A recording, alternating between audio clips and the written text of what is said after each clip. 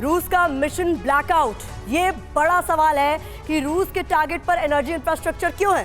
कई इलाकों में एनर्जी इंफ्रास्ट्रक्चर पर हमले किए जा रहे हैं, लगातार किए जा रहे हैं, ये हम शुरुआत से देख रहे हैं और इसी का आरोप यूक्रेन लगाता भी रहा है, खासतौर पर सर्दियों के दौरान जब ये देखा गया।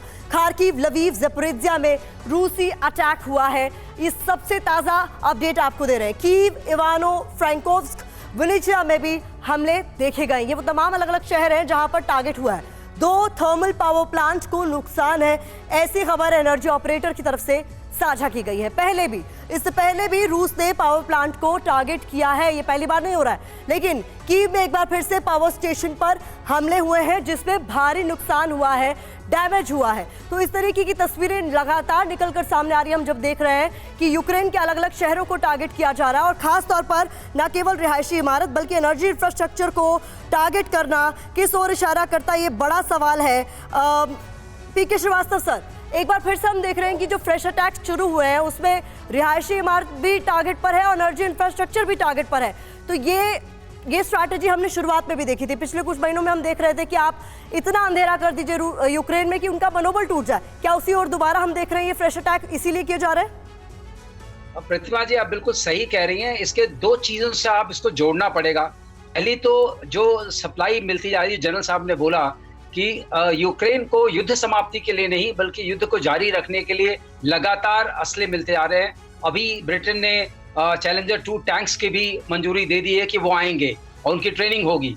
तो एक तरफ से उनको वॉर को कंटिन्यू करने के लिए सप्लाईज मिल रही हैं और दूसरी प्रेसिडेंट ज़ेलेंस्की की जो विजिट हुई थी यूएस में, उससे भी इस चीज को मोमेंटम मिला है। तो अब रशिया के सामने सामरिक दृष्टिकोण से कोई चारा नहीं रह गया है एक्सेप्ट कि वो उनकी जो एनर्जी स्ट्रक्चर है उसको कंप्लीटली डेसिमेट कर दें।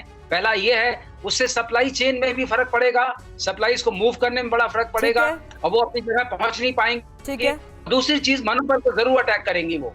तो इन दोनों को ख्याल में रखते हुए हमें अभी दिखाई दे रहा है और मेरे ख्याल से ये चलता रहेगा जब तक कि लॉजिस्टिक सप्लाई जो मिल रही है उसके मूवमेंट को कंप्लीटली अरेस्ट करने में रशिया ठीक है। सवाल अशोक सज्जनार सर, मेरा आपसे ये है कि हम देख रहे हैं एक बार फिर से बेलारूस पे मूवमेंट बढ़ता हुआ। हमें याद है कि 24 फरवरी में जब कीव में इन्वेजन का प्लान हुआ था, जब इस युद्ध की शुरुआत हुई थी, तो बेलारूस से होते हुए ही तमाम जो आर्मी पर्सोनल्स है वो एंटर किए थे और कीव में कोशिश की गई थी तख्ता पलट की इन्वेजन की। एक बार फिर से क्या वो रणनीति यहाँ पर दोहराता हुआ नजर आ रहा है, क्योंकि जो फ्रेश मूवमेंट है सैनिकों का कुछ इशारा इसी ओर कर रहा है? जी आप बिल्कुल ठीक कह रही हैं। देखिए, मैं तो ये समझता हूँ ये जो नए नए अटैक्स किए जा रहे हैं, अब रूस पहले कीव के ऊपर किया, अभी फिर डोनेट्स्क के ऊपर दोनबास रीजन में कंसंट्रेट कर रहा था, परंतु अभी फिर वहां से निकलकर कीव के ऊपर उसने अटैक्स लॉन्च करने शुरू कर दिया, बेलारूस के थ्रू भी आ रहा है। तो मुझे तो ये लगता है जो ये रूस की डेस्परेशन को इंडिकेट करता है। रूस को अपने जो भी ऑब्जेक्टिव्स थे वो प्राप्त करना चाहता था, उसको प्राप्त करने में वो पूरी तरीके से असफल रहा है।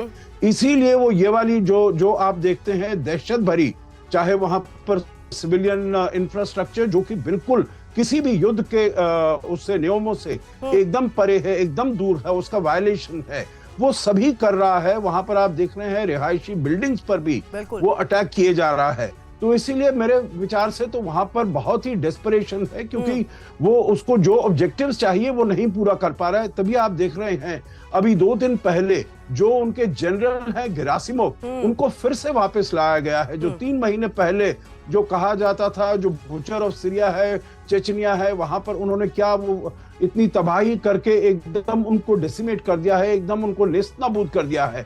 उनको यहाँ पर वो लेकर आए थे, परंतु 3 महीने के अंदर उनको बदलना पड़ा है।